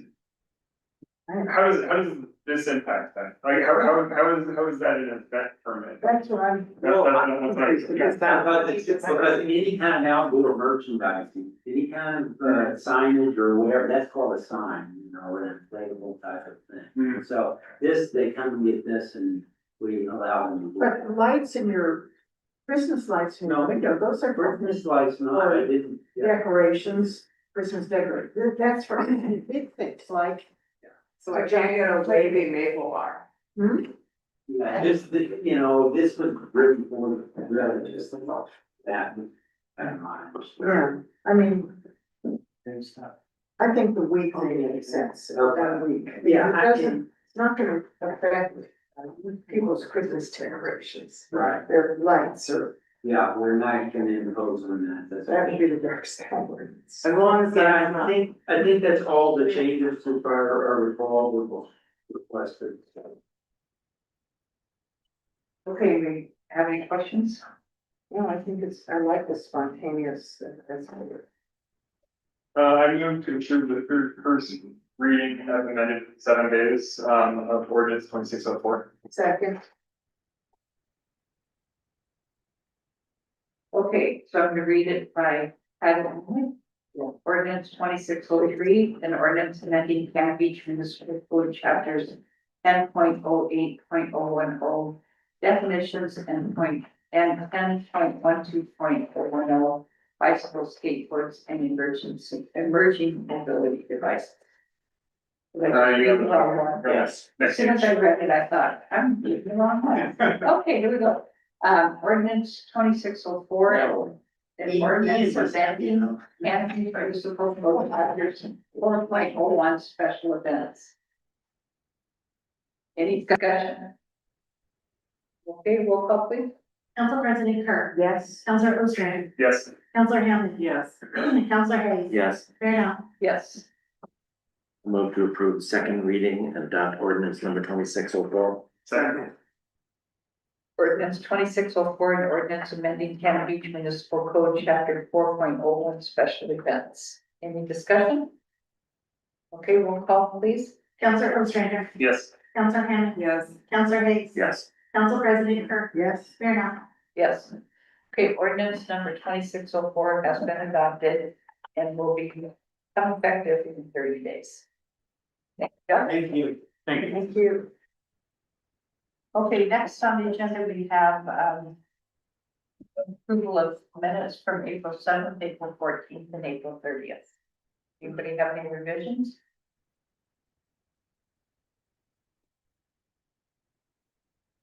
Anybody like to make a motion? I'll move to approve the minutes of April 7, April 14, and April 30.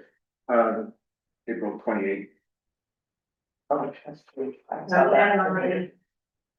Not April 30, but April 28.